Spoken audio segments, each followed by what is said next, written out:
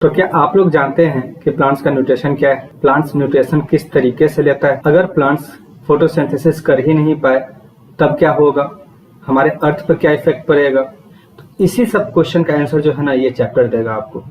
इसलिए ये चैप्टर काफी ज्यादा मजेदार होने वाला है, तो आप लोग इस चैप्टर को अंत तक जरूर देखिएगा। चलिए हम लोग अपने क्लास को स्टार्ट करते हैं। तो hello students, welcome to Skill India the Learning Point. आज हम लोग क्लास 7 का first chapter nutrition in plants पढ़ेंगे। ये इस चैप्टर का पार्ट 1 होगा। इस वीडियो का लैंग्वेज हिंदी में होगा, यानी इसे समझाया हिंदी में जाएगा और इसका नोट्स जो है आपको इंग्लिश लैंग्वेज में मिलेगा। इसके लिए आपको मेरे टेलीग्राम चैनल पर जाना होगा, जिसका लिंक डिस्क्रिप्शन बॉक्स में दिया हुआ है, जहां से जाकर आप जो है इस चैप्टर का पीडीएफ डाउनलोड कर सकते हैं। ये उन सभी एस्पायरेंट्स के लिए काफी ज्यादा यूजफुल होगा जो क्लास 7 का एनसीईआरटी पढ़ते हैं अपने किसी भी कम्पिटिटिव एग्जाम की तैयारी करने के लिए। एसएससी हो या यूपीएससी हो या कोई भी स्टेट ओरिएंटेड एग्जाम हो, तो उनके लिए काफी ज्यादा बेनिफिशियल होगा।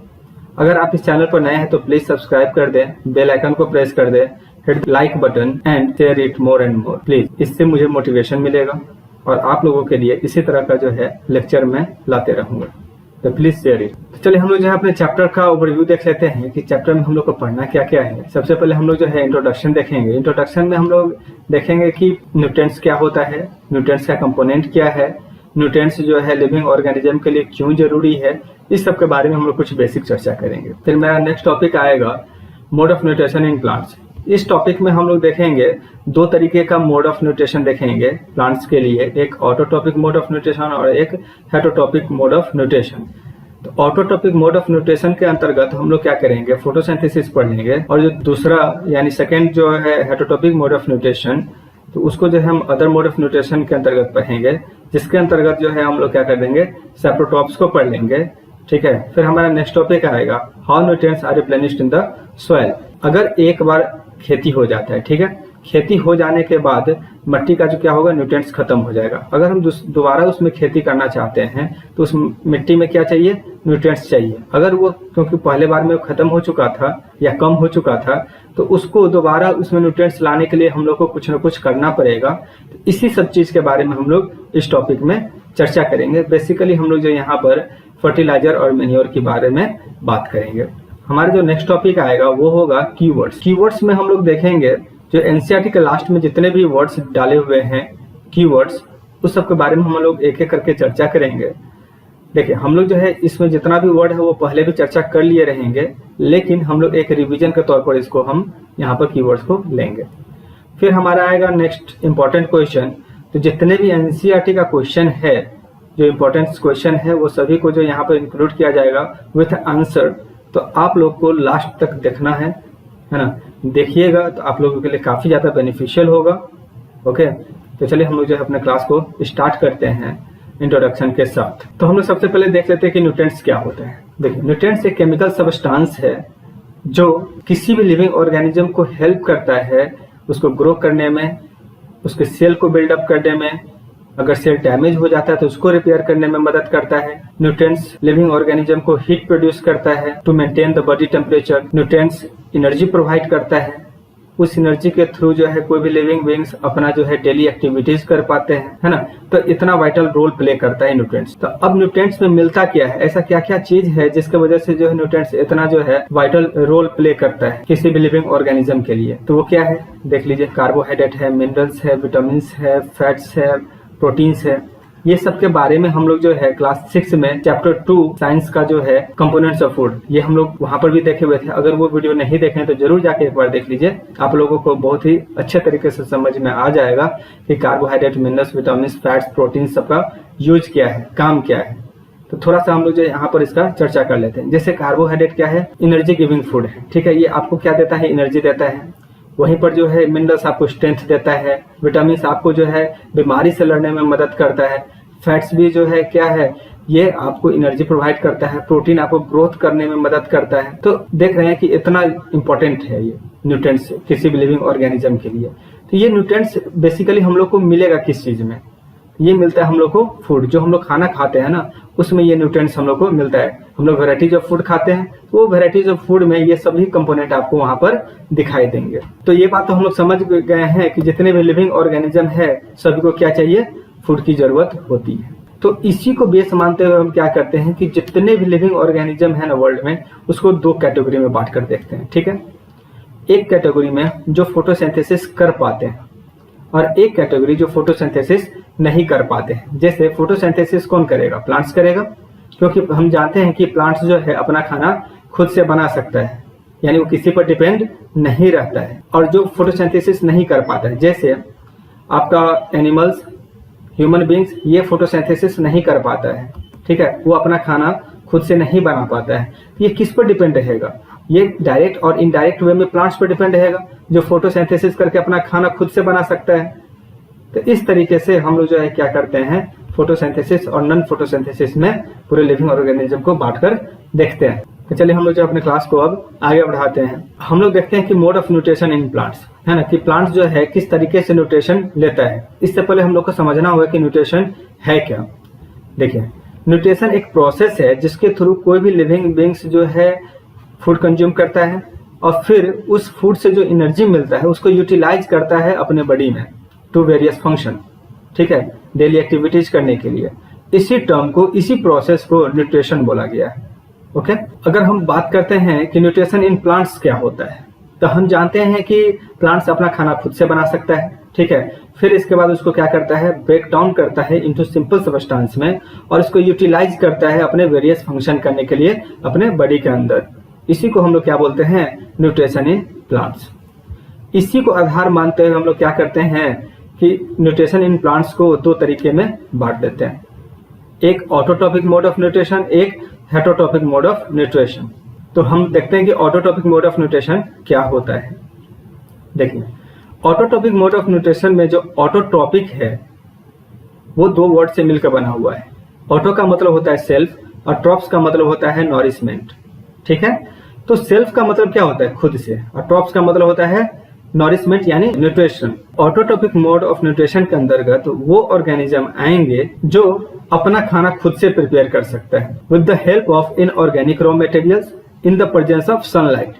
यानी सनलाइट की उपस्थिति में इनऑर्गेनिक रॉ मटेरियल का यूज करके जो ऑर्गेनिज्म अपना खाना बनाता है वो organism autotrophic mode of nutrition के अंतर्गत आएगा। इसमें हम लोग समझते हैं कि इनऑर्गेनिक रॉ मटेरियल होता क्या है। देखिए, इनऑर्गेनिक रॉ मटेरियल जो है कार्बन और हाइड्रोजन का बॉन्ड इसमें उपलब्ध नहीं होता है। ठीक है, ये कार्बन, सी से कार्बन होता है और H से हाइड्रोजन, यानी ये दोनों उपस्थित एक साथ न हो, हम ऐसा भी बोल सकते हैं, तो उसको हम लोग जो है इनऑर्गेनिक रॉ मटेरियल बोलेंगे। जैसे CO2 carbon dioxide gas, water, ठीक है, ये क्या है, हाइड्रोजन यानी वाटर है ये, H2O, और NaCl ये आपका टेबल साल्ट है। देख रहे हैं कि यहाँ पर हाइड्रोजन है लेकिन कार्बन नहीं है, यानी हाइड्रोजन और कार्बन का बॉन्ड बन नहीं सकता। यहाँ पर कार्बन तो है लेकिन हाइड्रोजन नहीं है, यहाँ पर कार्बन और हाइड्रोजन का बॉन्ड नहीं बन सकता है। यहाँ पर तो ना हाइड्रोजन है ना कार्बन है, तो यहाँ पर बिल्कुल ही बनने का कोई सवाल ही नहीं उठता है ना। तो ये क्या है, इनऑर्गेनिक रॉ मटेरियल। यहाँ पर CO2 और H2O को यूज करके ऑर्गेनिज्म क्या करता है, अपना खाना प्रिपेयर करता है खुद से। इस तरह का ऑर्गेनिज्म को हम लोग कहाँ पर रखे हुए हैं, ऑटोट्रॉपिक मोड ऑफ न्यूट्रिशन के अंतर्गत रखे हुए हैं। अब हम लोग देख लेते हैं हेटरोट्रॉपिक मोड ऑफ न्यूट्रिशन। तो ऑटोट्रॉपिक के तरह ही हेटरोट्रॉपिक भी दो वर्ड से मिलकर बना हुआ है। हेट्रो का मतलब होता है अदर, यानी दूसरे के ऊपर डिपेंड रहना, और ट्रॉप्स का मतलब तो आप जानते ही हैं, नॉरिशमेंट यानी न्यूट्रिशन। तो वैसा ऑर्गेनिज्म जो अपने फूड के लिए डिपेंड रहता है दूसरे ऑर्गेनिज्म पर अपने आप को सर्वाइव करने के लिए, है ना। तो इस तरह के ऑर्गेनिज्म को हम लोग कहाँ पर रखेंगे, हेटरोट्रॉपिक मोड ऑफ न्यूट्रिशन के अंतर्गत रखेंगे। तो वो अपना एनर्जी ऑब्टेन करता है ऑर्गेनिक सब्सटेंस से। अब देखिए कि ऑटोट्रॉपिक मोड ऑफ न्यूट्रिशन में वो अपना एनर्जी कहाँ से ऑब्टेन कर रहा था, इनऑर्गेनिक रॉ मटेरियल को यूज करके। तो यहाँ पर किसका यूज हो रहा है, ऑर्गेनिक सब्सटेंस का। तो ऑर्गेनिक सब्सटेंस क्या है, जिसमें कार्बन और हाइड्रोजन का बॉन्ड उपलब्ध हो। यानी जैसे मान लीजिए कि एक हम ऑर्गेनिक सब्सटेंस का एग्जांपल देते हैं आपको, C6H12O6, ये है आपका ग्लूकोज। तो C और H यानी कार्बन हाइड्रोजन का यहाँ पर क्या है, बॉन्ड है। आप देख रहे हैं कि ये एक साथ आता है, इसलिए हम लोग इसको क्या बोलते हैं, ऑर्गेनिक सब्सटेंस। उस तरह का ऑर्गेनिज्म जो है अपना खाना कहाँ से प्राप्त करता है, प्लांट से करेगा, है ना, एनिमल से करेगा। तो इस तरह के ऑर्गेनिज्म को हम लोग जो है हेटरोट्रॉपिक मोड ऑफ न्यूट्रिशन के अंतर्गत लेकर आएंगे। ओके, तो इसका एग्जांपल क्या है, जैसे फंगी है, एनिमल्स है, कुछ बैक्टीरिया है, अगर हम ऑटोट्रॉपिक मोड ऑफ न्यूट्रिशन में एग्जांपल देखें तो जितने भी ग्रीन प्लांट्स हैं तो वो ऑटोट्रॉपिक मोड ऑफ न्यूट्रिशन के अंतर्गत आ जाएंगे। कुछ बैक्टीरिया जैसे साइनोबैक्टीरिया ये भी जो है ऑटोट्रॉपिक मोड ऑफ न्यूट्रिशन के अंतर्गत आएंगे। चलिए हम लोग जो है अपने क्लास को अब आगे बढ़ाते हैं और देखते हैं कि ऑटोट्रॉपिक मोड ऑफ न्यूट्रिशन के अंतर्गत और हम लोग क्या क्या पढ़ सकते हैं। तो हम लोग यहाँ पर देख लेते हैं कि फोटोसिंथेसिस होता क्या है। देखिए फोटोसिंथेसिस दो वर्ड से मिलकर बना हुआ है, फोटो और सिंथेसिस। फोटो का मतलब होता है लाइट और सिंथेसिस का मतलब होता है प्रिपेयर करना। यानी जो प्लांट यानी जो लिविंग ऑर्गेनिज्म अपना खाना लाइट की मदद से प्रिपेयर करता है उसे हम लोग फोटोसिंथेसिस बोलेंगे। यानी फोटोसिंथेसिस क्या है, एक फूड मेकिंग प्रोसेस है प्लांट्स के लिए। प्लांट्स जिस प्रोसेस अपना खाना बनाता है उसको हम लोग बोलते हैं फोटोसिंथेसिस। तो फोटोसिंथेसिस यानी खाना बनाने के लिए प्लांट्स को क्या चाहिए, सबसे पहले कि एक जगह चाहिए जहां पर वो अपना खाना बना रहा है। ठीक है, तो वो जगह कौन सा होगा, तो वो जगह है उसका लिव्स। तो लिव्स में वो क्या करता है, अपना खाना बनाता है। इसीलिए हम लोग लिव्स को फूड फैक्ट्रीज भी बोलते हैं। और जितने भी रॉ मटेरियल है ना, क्योंकि खाना बनाने के लिए तो रॉ मटेरियल चाहिए होगा ना, तो ये सभी रॉ मटेरियल रिच करता है कहाँ, लिव्स तक। अब हम लोग बारी बारी से देखते हैं कि किस किस तरह का रॉ मटेरियल का जरूरत होता है फोटोसिंथेसिस करने के लिए। ओके, तो सबसे पहला जो है आप देख लीजिए कि इसको रॉ मटेरियल के रूप में वाटर चाहिए, मिनरल चाहिए। देखिए वाटर और मिनरल कहाँ पे मिलेगा, सॉइल में मिलेगा ना। अब सॉइल, प्लांट का कौन सा पार्ट टच रहता है सॉइल में, तो वो रहता है रूट। रूट क्या करता है, वाटर और मिनरल को एब्जॉर्ब करता है। एब्जॉर्ब करने के बाद उसको एक वेसल के थ्रू कहाँ तक पहुंचा देता है, लिव्स तक पहुंचा देता है। तो उस वेसल के बारे में अभी हम लोग थोड़ा देर में बात करेंगे। ठीक है, तो पहला रॉ मटेरियल हम लोग देख लिए, उसको वाटर और मिनरल मिला। अब जो है इसका दूसरा देख लीजिए कि रॉ मटेरियल क्या है, कार्बन डाइऑक्साइड। ये कार्बन डाइऑक्साइड जो है उसको भी लिव्स तक पहुंचना है। अब देखिए कार्बन डाइऑक्साइड तो एयर में है, एयर से लिव्स तक कैसे पहुंचता है, सो देखिए लिव्स के सरफेस पर छोटे छोटे पोर्स होते हैं। ठीक है, छोटे छोटे पोर्स होते हैं जिसको हम लोग क्या बोलते हैं, स्टोमाटा बोलते हैं। देख लीजिए कि स्टोमाटा क्या है, ये वाला जो अंदर वाला पार्ट देख रहे हैं यही स्टोमाटा है।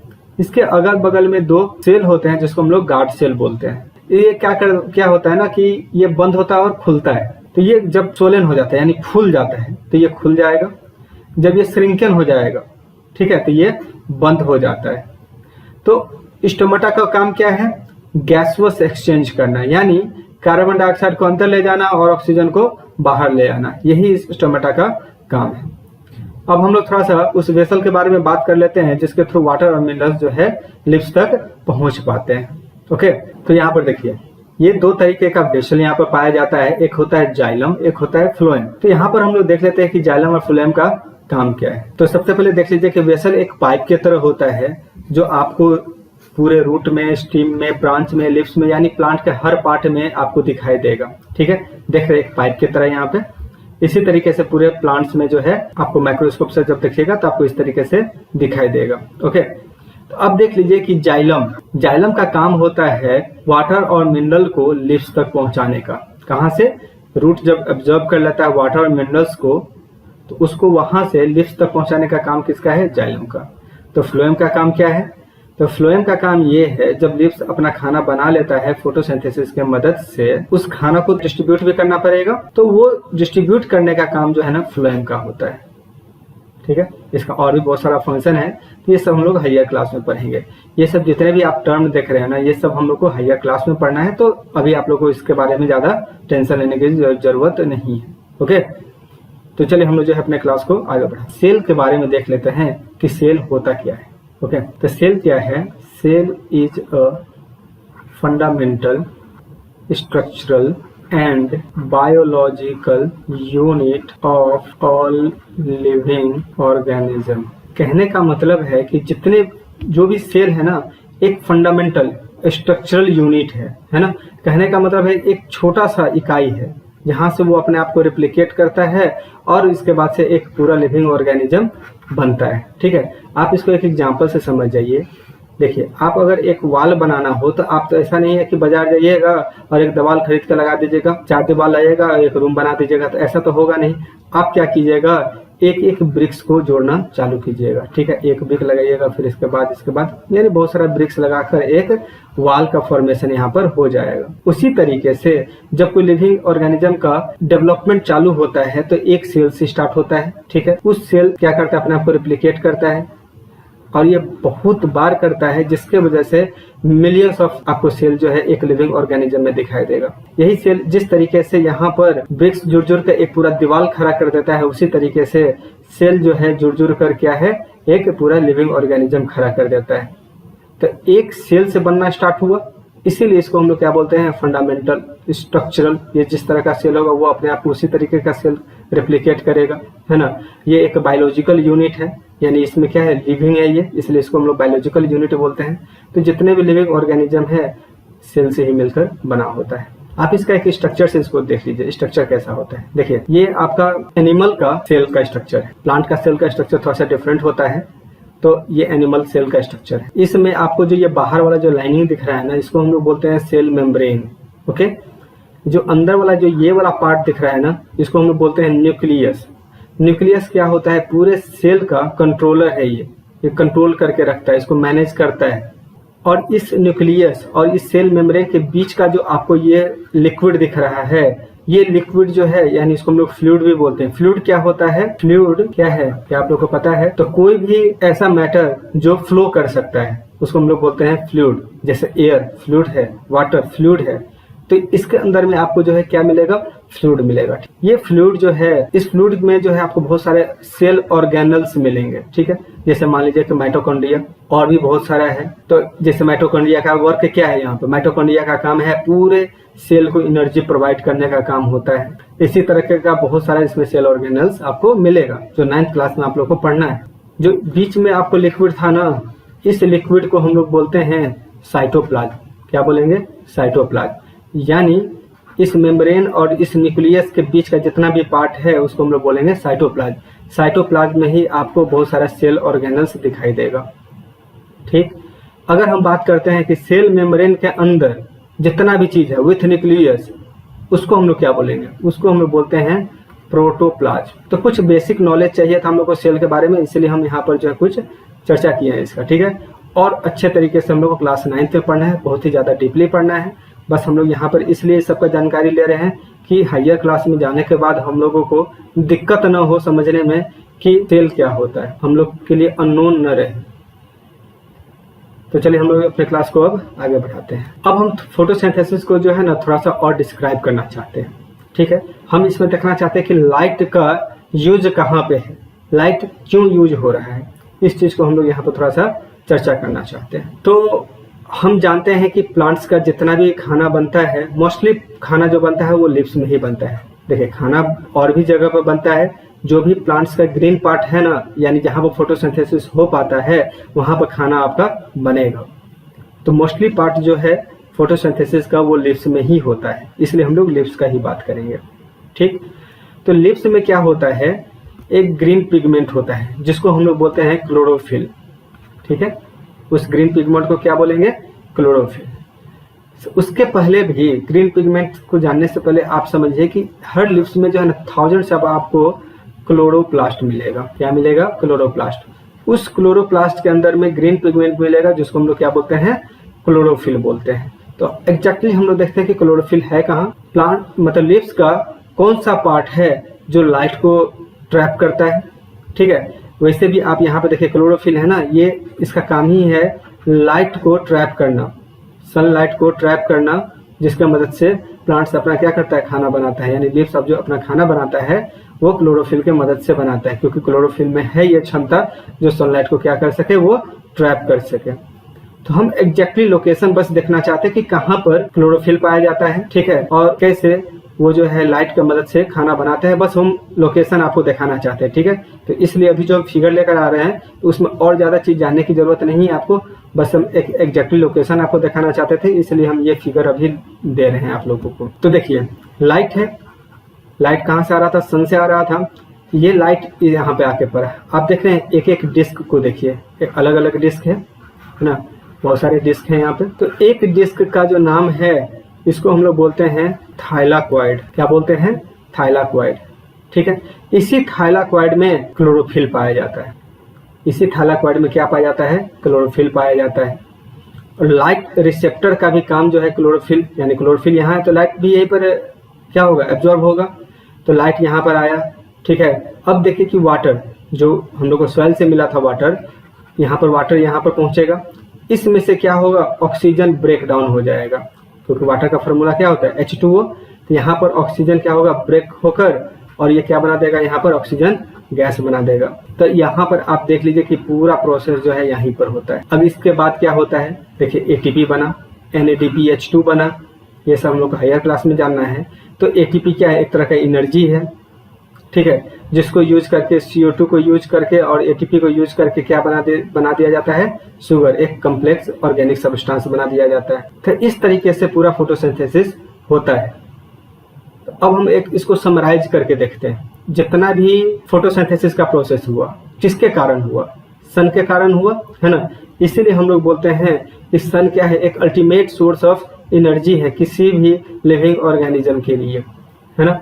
अगर प्लांट्स नहीं है तो एनिमल्स जिंदा नहीं रह पाएगा। अब प्लांट्स भी उस समय जिंदा रहेगा जब वो फोटोसिंथेसिस कर पाएगा, और फोटोसिंथेसिस उस समय हो पाएगा जब सन से उसको लाइट मिल पाएगा। तो इसीलिए है ना, अल्टीमेट सोर्स ऑफ एनर्जी है किसी भी लिविंग ऑर्गेनिज्म के लिए। अब जितना भी हुआ था फोटोसिंथेसिस, उसको अब हम लोग क्या कर रहे हैं? एक जगह समराइज करके देख लेते हैं कि किस तरीके से फोटोसिंथेसिस हुआ था। तो वाटर और मिनरल्स चाहिए उसको एज अ रॉ मटेरियल। वो कौन एब्जॉर्ब करेगा? रूट एब्जॉर्ब करेगा, ठीक है। रूट एब्जॉर्ब किया, उसको लेके कहाँ पर जाएगा? लिप्स तक लेकर जाएगा by the help of vessel. उस वेसल का नाम क्या था? जाइलम। फिर कार्बन डाइऑक्साइड लिप्स लेगा, कहाँ से? क्योंकि इसमें छोटे छोटे पोर्स होते हैं जिसको हम लोग बोलते हैं स्टोमाटा, जिसके थ्रू क्या होता है? कार्बन डाइऑक्साइड लिप्स तक पहुंचता है। अब देख लीजिए कि यहाँ पर सनलाइट चाहिए, तो सनलाइट रिसेप्टर कौन है? क्लोरोफिल। क्लोरोफिल कहाँ पाया जाता है? थाइलाकॉइड में, जो लिप्स में पाया जाता है। तो इस तरीके से इसको 3 चीज मिला, वाटर मिनरल्स मिला, कार्बन डाइऑक्साइड मिला और सनलाइट मिला। अब इसके बाद से पूरे लिप्स में क्या होगा? रिएक्शन होगा।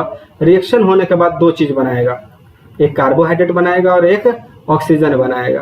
तो ये कार्बोहाइड्रेट जो बनाया ना, यही बेसिकली हम लोग को चाहिए, ठीक है। इसी का यूज जो है प्लांट्स भी करेगा, ठीक है। जो प्लांट्स के पास बच जाएगा उसको जो है स्टार्च के रूप में हम लोग यूज कर लेंगे। तो इस तरीके से पूरा फोटोसिंथेसिस का क्या होता है? यहाँ पर प्रोसेस होता है। तो इसका इक्वेशन देख लेते हैं फोटोसिंथेसिस का। तो देखिए, रॉ मटेरियल के रूप में कार्बन डाइऑक्साइड और वाटर चाहिए था। सनलाइट के मदद से क्लोरोफिल की उपस्थिति के कारण क्या होता है? यहाँ पर जो है ग्लूकोज और ऑक्सीजन बन पाता है, जिसका यूज हम लोग करते हैं, जिसका फॉर्मूला भी हम लोग देखे थे। इसका फॉर्मूला क्या होता है? C6H12O6, और ऑक्सीजन गैस फॉर्म करता है यहाँ पे। तो इस तरीके से पूरा फोटोसिंथेसिस का प्रोसेस हुआ यहाँ पे। अब हम लोग थोड़ा सा देख लेते हैं क्या फोटोसिंथेसिस एग्जैक्टली होता भी है या नहीं होता है। तो इसको एक एक्टिविटी की मदद से हम लोग देख सकते हैं। अभी हम जो एक्टिविटी बता रहे हैं आपको, ये एनसीईआरटी के अकॉर्डिंग बता रहे हैं, और इसको एक और तरीका से बताएंगे जब एनसीईआरटी का जब हम लोग इंपॉर्टेंट क्वेश्चन आंसर्स करेंगे, मतलब इस एक्टिविटी को बताया जाएगा एक अलग मेथड से, एक अलग तरीके से। तो उसको जरूर देखिएगा। ये थोड़ा सा आसान तरीका होगा जो हम लास्ट में आपको क्वेश्चन में बताएंगे, ओके।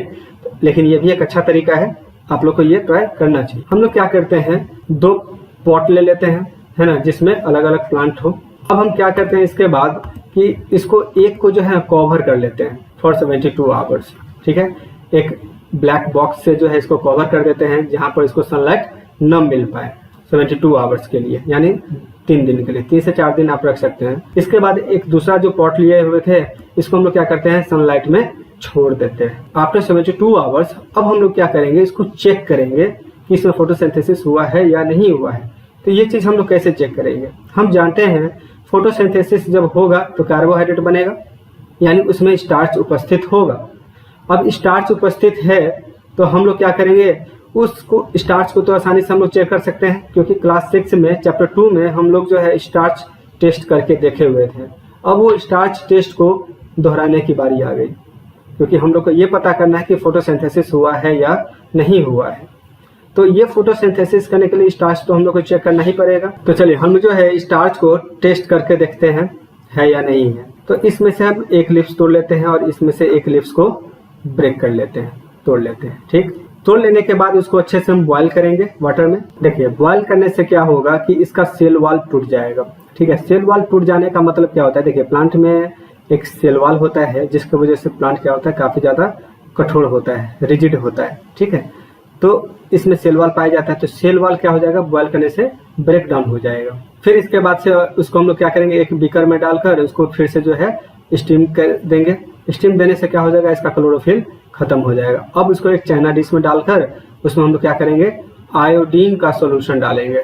आयोडीन का सोल्यूशन डालेंगे यानी हम दोनों लिप्स की बात कर रहे हैं, दोनों लिप्स पर एक एक करके हम लोग क्या करेंगे, आयोडीन का सोल्यूशन डालेंगे।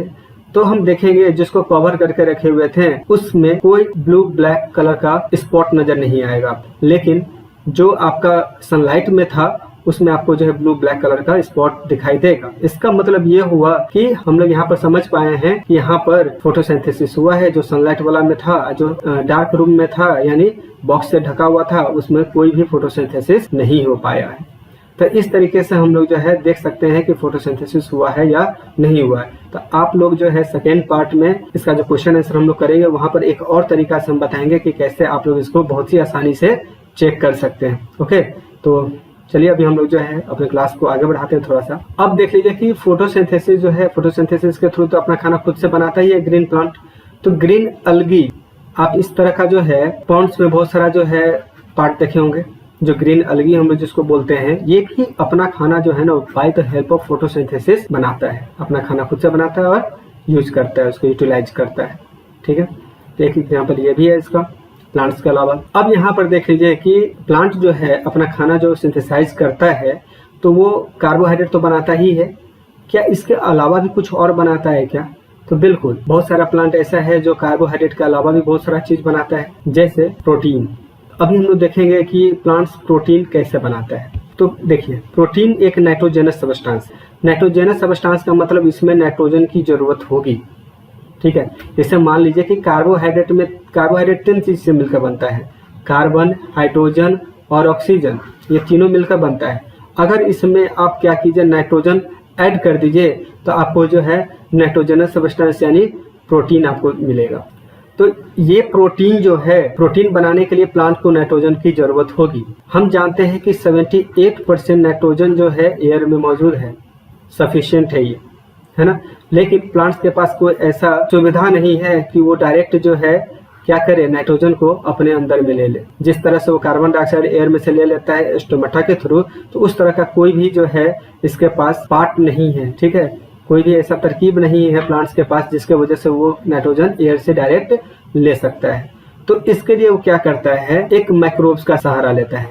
माइक्रोब्स जैसे बैक्टीरिया, जिसको हम लोग जो है नाइट्रोजन फिक्सेशन बैक्टीरिया भी बोलते हैं, उसका नाम क्या है, राइजोबियम। राइजोबियम क्या होता है, यहाँ पर जो है इसके नोड्यूल्स में जो है मौजूद रहता है। तो वो क्या करता है, राइजोबियम एयर से वो सक्षम है नाइट्रोजन ले लेना। नाइट्रोजन लेकर क्या करता है, प्लांट्स को दे देता है। प्लांट्स उसके बदले में इसको क्या देता है, खाना देता है और रहने का जगह देता है। तो एक तरह का ये जो रिलेशन है, इस रिलेशन को हम लोग बोलते हैं सिम्बायोसिस। सिम्बायोसिस एक रिलेशन है जो इसके बारे में हम लोग जो है नेक्स्ट पार्ट में इसके बारे में हम लोग को पढ़ना भी है। तो अभी बस ये समझ है कि इस तरीके से जो है क्या होता है, प्लांट्स जो है अपना कार्बोहाइड्रेट के अलावा प्रोटीन्स भी बनाता है और भी बहुत सारा चीज बनाता है। तो उसके बारे में हम लोग जैसे जैसे क्लास आगे बढ़ेगा तो इसे जैसे आप समझते जाइएगा। तो इस तरीके से प्रोटीन बना। तो थैंक यू स्टूडेंट्स, अगर आप लोगों को ये लेक्चर पसंद आया है तो प्लीज सब्सक्राइब कर दीजिए, बेल आइकन को प्रेस कर दीजिए, लाइक बटन को हिट कर दीजिए और इसे ज़्यादा से ज़्यादा शेयर कीजिए, जिससे मुझे मोटिवेशन मिले और आपको इसी तरीके का जो है लेक्चर मिले। अगर आपको कोई भी क्वेरीज हो, कोई भी प्रॉब्लम हो तो प्लीज़ कमेंट सेक्शन में ज़रूर लिखिए, हम उसका आंसर लिखने का ज़रूर कोशिश करेंगे। और आप लोग इसका PDF के लिए मेरे टेलीग्राम चैनल पर जरूर जाएं, वहाँ से PDF डाउनलोड करें, है ना। इससे आपको जो है नोट्स बनाने में काफ़ी ज़्यादा मदद मिलेगा। तो थैंक यू स्टूडेंट्स, फिर मिलते हैं हम लोग नेक्स्ट क्लास में। तब तक के लिए धन्यवाद।